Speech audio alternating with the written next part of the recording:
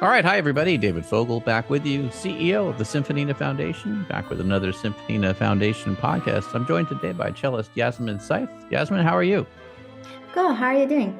Well, it's great. It's Thanksgiving week. We're getting ready to eat too much food on multiple days and count our blessings. What's your plan for the week? Oh, we invited in different houses, so we are so excited. We're all doing the same. We're all doing the same thing. Yasmin's a great cellist. She has a master's in cello performance from University of Central Oklahoma and teaches in the Oklahoma area. And she also has some special knowledge about physical rehab for musicians to prevent injury and maybe treat injuries too. We'll get to all that. But I wanted to ask you, how did you get started on the cello? I know it wasn't directly on the cello. You had a different kind of start. So let's hear how you got there. Yeah, I started to learn violin. I actually was playing violin for 3, 4 years. I really had like bad temper teacher. He was so serious. So Well, how young were yeah, you when you started? I was like around 11, 12 years Okay, old. 11 with a Yeah. bad tempered teacher is not a good Yes, combo. yeah, No, yeah. no. So I put it away and I attended to art school and I studied graphic design. So in our country, we usually choose our major in high school. So I put it away and I started learning graphic design and studying graphic design in high school. And I was in last year of high school that I saw a movie and it was like a girl that she was playing cello, Suite Bach number two, Hmm. D minor. Hmm. So yeah, I got interested and I told my family, okay, I want to start learning cello. And cello is wasn't very common in my country. And my mother said, okay, after you get to university, I will buy you a cello. So, and I started going to university in graphic design major actually, but I started learning cello as well. So I remember the first time that I bought cello and brought it home, my father was like, "Oh, what's this is? It's like as big as you." Yeah. So yeah, it's my story, and I started learning cello. So I had really a good progress, and my teacher introduced me to ensemble, which I met Hamed, my husband. So I got more serious in cello, and then after my graduation in Bachelor of Arts, so I decided to actually go for a master in music. So Yeah. yeah, That you grew yeah, up in Iran, right? yes, And yes. then when did you immigrate to the United States? It's about 4 years ago. So I had like gap between like a 4, 5 years between my bachelor and master.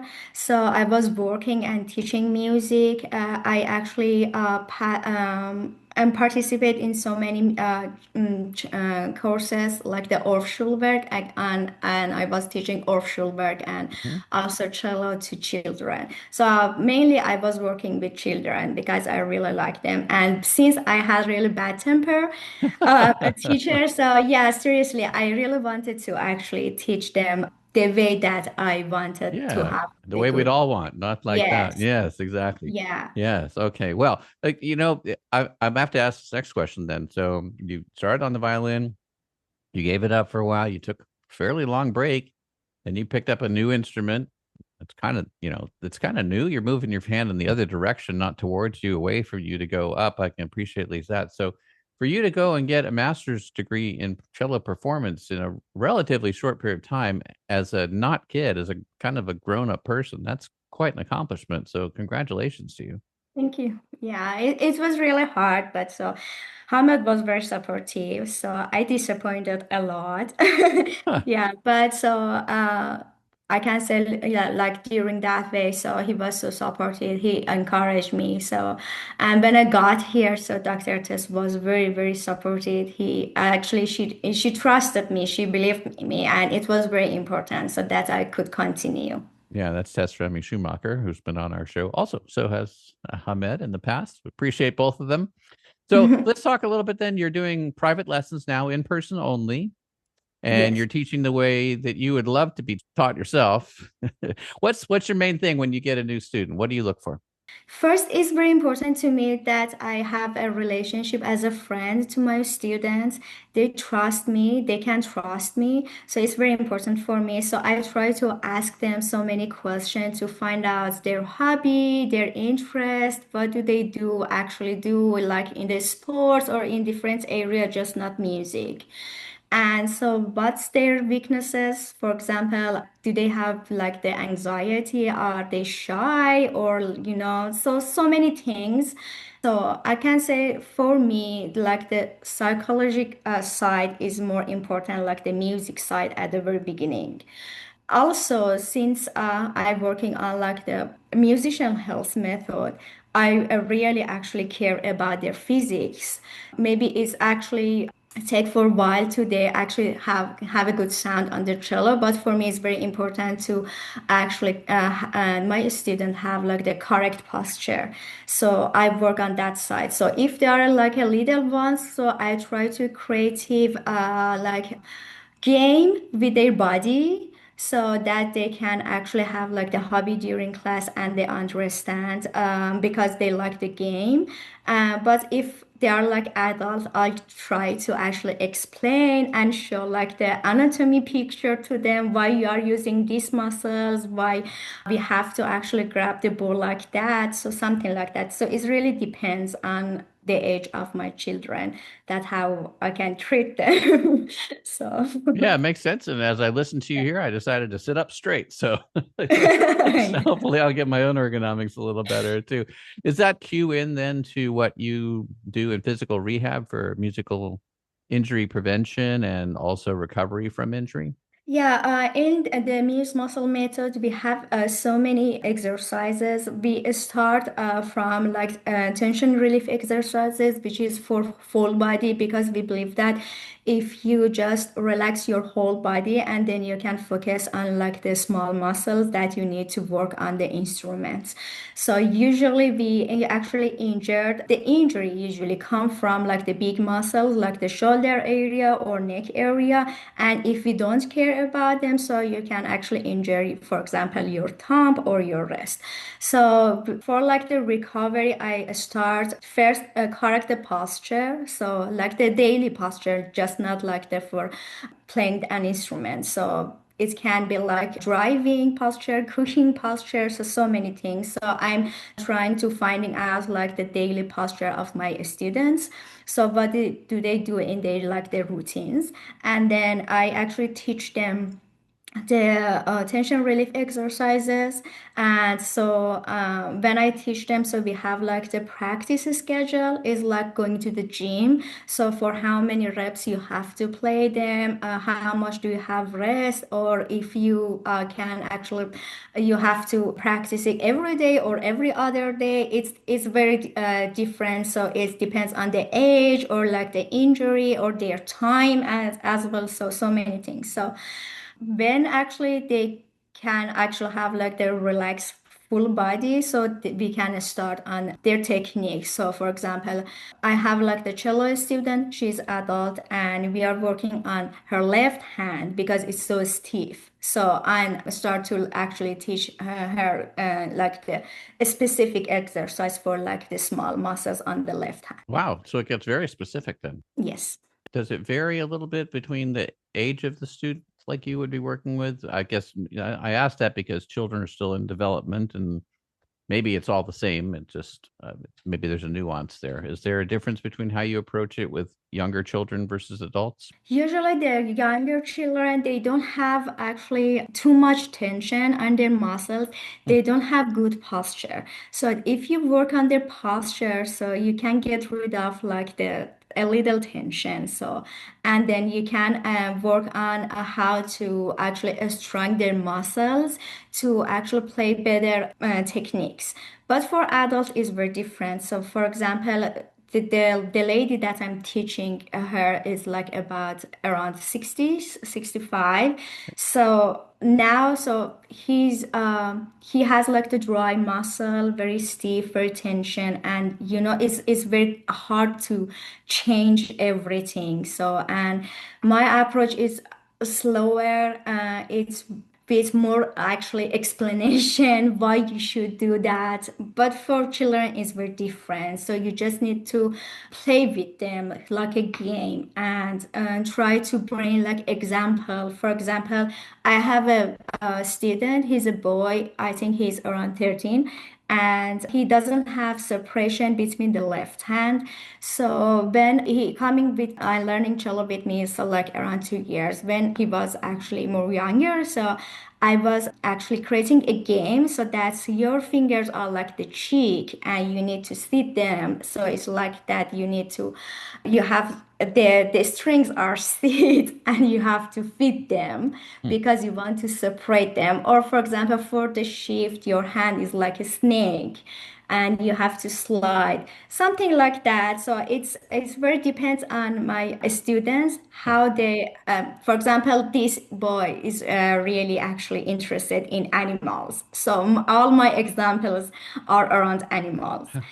But during that, I try to actually teach Muse Muscle exercises because it doesn't make sense for him what's the Muse Muscle and what's important. So I actually bring it to my game and like that, my examples. Makes total sense. Well, it's very important. I think all of us who play or who have played seriously for a long period of time have either felt an injury coming on or have tried to play through it and got ourselves injured. I know I've done that a couple times on different instruments. So then it becomes not so much fun to practice or to play. And that's where we get our joy. So it's important to do that injury prevention and also recognize when you hit your limit, maybe you're doing something that's not correct and you can improve it. And so that's very important. Where are you playing these days? Are you performing with any symphonies or ensembles? I'm playing with different actually orchestras, and so we have two concerts upcoming for the season concert. So one of them is with Oklahoma Chamber Symphony, which is on December 12th, and one of them is gonna be with Oklahoma Metropolitan Orchestra, which is on December 18 and 19. That's great. Is that a holiday related Yes, theme? It is? yes, Okay, yes, yeah, wonderful. yeah. And what are your plans for 2026? Oh, actually, I'm studying a cello performance certificate at Oklahoma City University, so I'm gonna graduate in May. Okay. So one of my actual plan is gonna be my recital, which I perform Lalo Concerto, Bach Suite Number 2, and one of Hamet's work, which is a solo cello that he wrote for me. It's in four movements and it's about our separation when I actually came to States and he was in Iran. And oh, well, I'm gonna play a prayer from Ernest Bloch as well. That's a long performance that you have to, Yes. yeah. Do you have any intention of going on for a doctor in music or what do you think? Not now. So I really like working as administrative assistant or art administration as well, like beside performing. So I really wanted to focus on that side because I'm working at University of Central Oklahoma in music office. I'm kind Mhm, of do like the admin work. So mhm. I can say like my plan is going to orchestra or like working for ballet or museum as or musical theater. I love musical theater, so as like art administrative. So I really like that side as well. So beside performing. Yeah, that sounds great. And are you also available for any freelance recording if people want to have a cello part in their composition? Yeah, of course. Yeah, actually, I have like the recording today after our with interview. Yeah, with Chris Prater is one of great actually composers at Oklahoma. Yeah. Well, Chris, you know, is on our Symphonina team, at Team Symphonina, as we say. He was one of our co-producers on Ascension Symphonina Rising, working with Chris all the time on some of my own stuff too. So Yes. we love Chris. So that's wonderful. Okay. As you think about the time that you've had in school now in America versus what you experienced in Iran growing up and different cultures and things, are there ways that you can think about blending the best aspects of both of them as you're thinking about what advice you would give to students who are coming up, either on the cello or maybe on other instruments right now? Honestly, I really like the way that is in a school in America. So for us, it's more serious. In the way that we grown up, so you have to work a lot and you have to have like big result in a short time.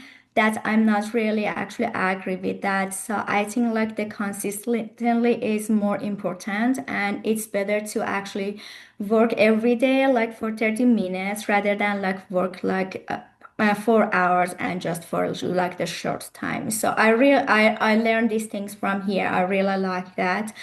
But if I want to blend with my culture, so I think like I can like complete or like work on more, have like the feeling. So because the Iranian are they care about their feeling more a lot. Hmm. So I don't know how can I say that? So it's like bring your feeling in your instrument and like combine it. So not just play. That's it. You know what I mean? So it's Yes. hard to, yeah, we have like so many folk songs, and that is like part of our culture. And when I was teaching earth music, I actually was teaching like the folk music to the children, but in the classic way. So I was teaching them like the note rhythm and everything, but like in like the folk style. So because in Iran, so especially in our traditional music, so it doesn't actually they don't care about like the rhythm. So because in the very past they learned by actually listening. Mhm. So that's why we have so many music. But so when you actually start to learning, especially like the Persian music, so you just learn, and you learn the technique by actually watching your teacher. So I was bringing like the classical theory and combine them with like the folk music or like the old music because they're so fun, and then combine them and then teach them to a student. I think so that would be great. That's why I work on Suzuki book as well to teach to the children, because Yeah. I think they are more fun to teach them. Mhm. So I maybe I can do that. Well, and to return to something that you said at the very beginning of that, it's not just someone's technical ability to play notes, it's also the ability to express the emotion behind the notes. And that emotion comes from within inside the player and the composer too, I suppose, of course. And Yes. it's on us all to interpret that and then give our own spin on it as we perform. So it's very important. Yasmin, if people want to get in touch with you, what's the best way to do that? So they can email me at yseif.music@gmail. And also I have a Facebook and Instagram with my first name and last name. They can reach out me and message me. That sounds great. Yasmin, we're going to listen to some more of your great playing on the way out here. And if there's anything we can do at the Symphonina Foundation to be of help to you, you just let us know. Sure. Thank you so much for having me.